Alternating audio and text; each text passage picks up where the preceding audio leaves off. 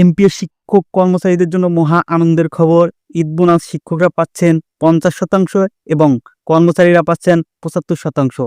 কবে দেওয়া হবে এই ঈদ বোনাস, এর চূড়ান্ত তারিখ নিয়ে আলোচনার পূর্বে আপনার কাছে আমার ছোট্ট একটি রিকোয়েস্ট, আপনি যদি আমাদের চ্যানেলে নতুন হয়ে থাকেন তাহলে অবশ্যই আমাদের চ্যানেলটি সাবস্ক্রাইব করে নেবেন এবং ভিডিওটাতে একটা লাইক দিবেন, ভালো একটা কমেন্ট করবেন এবং ভিডিওটা আপনাদের সবার সাথে শেয়ার করবেন।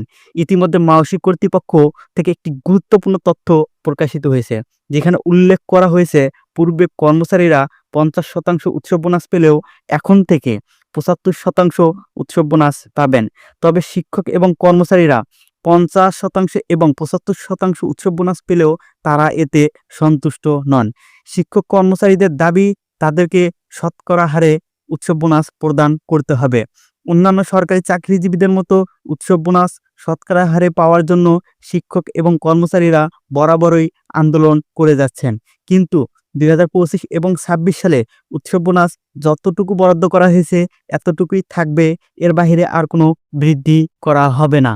এর মানে দাঁড়াচ্ছে শিক্ষকদের জন্য 50% এবং কর্মচারীদের জন্য 75% বোনাস পাবেন, এটাই শতভাগ নিশ্চিত।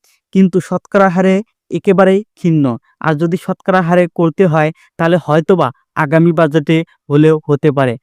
এবং কবে ঈদ বোনাস প্রদান করা হবে এ বিষয়ে এখনো সিদ্ধান্ত হয়নি। সো এটা থেকে আপনার সম্পূর্ণ বুঝতে পারছেন যে কি হতে চলেছে।